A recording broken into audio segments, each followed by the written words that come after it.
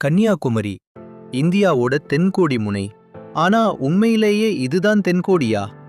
இல்ல, இதுக்கு தெற்கே பல ஆயிரம் கிலோமீட்டர் நீண்டு இருந்த ஒரு பிரம்மாண்டமான தமிழ் கண்டம் கடலுக்கு அடியில புதஞ்சு கிடக்கிறதா சொல்றது உண்மையா?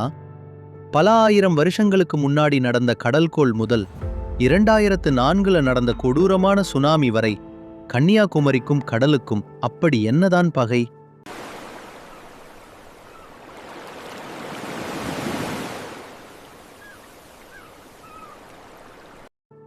பல்லாயிரம் வருஷங்களுக்கு முன்னாடி கன்னியாகுமரிக்கு தெற்கே மடகாஸ்கர்ல இருந்து ஆஸ்திரேலியா வரைக்கும் ஒரு மாபெரும் நிலப்பரப்பு இருந்ததா தமிழ் இலக்கியங்கள் சொல்லுது.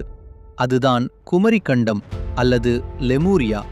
முதல் தமிழ் சங்கம் அமைக்கப்பட்ட இந்த இடத்துல தான் தமிழர்களோட முதல் நாகரிகம் தோன்றுனதா நம்பப்படுது.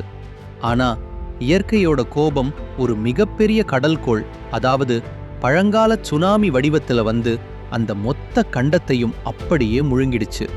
அறிவியல் பூர்வமா இதை ஒரு சிலர் மறுத்தாலும் கடலுக்கு அடியில இருக்கும் பல மர்மங்கள் அங்கே ஒரு நிலப்பரப்பு இருந்ததை உணர்த்திக்கிட்டு தான் இருக்கு. வரலாறு திரும்பும்னு சொல்வாங்களே, அது கன்னியாகுமரிக்கு ரொம்பவே பொருத்தம். பல ஆயிரம் வருஷங்களுக்கு முன்னாடி கடல்கோளை பார்த்த அந்த பூமி 2004 டிசம்பர் 26ஆம் தேதி இன்னொரு பெரிய பேரழிவை சந்திக்க காத்துக்கிட்டு இருந்துச்சு. அன்னைக்கு ஒரு சாதாரண ஞாயிற்றுக்கிழமை காலை நேரம். விடுமுறை நாள்கிறதால விவேகானந்தர் பாறையையும் திருவள்ளுவர் சிலையையும் பார்க்க ஆயிரக்கணக்கான சுற்றுலா பயணிகள் கூட்டமா நிக்கிறாங்க. எப்பவும் ஆர்ப்பரிக்கும் கடல் அன்னைக்கு ரொம்ப ரொம்ப அமைதியா இருந்துச்சு. திடீர்னு காலை 9:30 மணிக்கு மேல கடல் பல மீட்டர் தூரத்துக்கு பின்னாடி உள்வாங்க ஆரம்பிக்குது. உள்ள இருந்த பாறைகள், சங்குகள், துள்ளி குதிக்கும் மீன்கள் எல்லாம் வெளியில தெரியுது. இது என்ன ஏதோ ஒரு அதிசயம்னு நினைச்சு மக்கள் ஆசையா அந்த மணல் பரப்புக்குள்ள இறங்கி நடக்க ஆரம்பிக்கிறாங்க.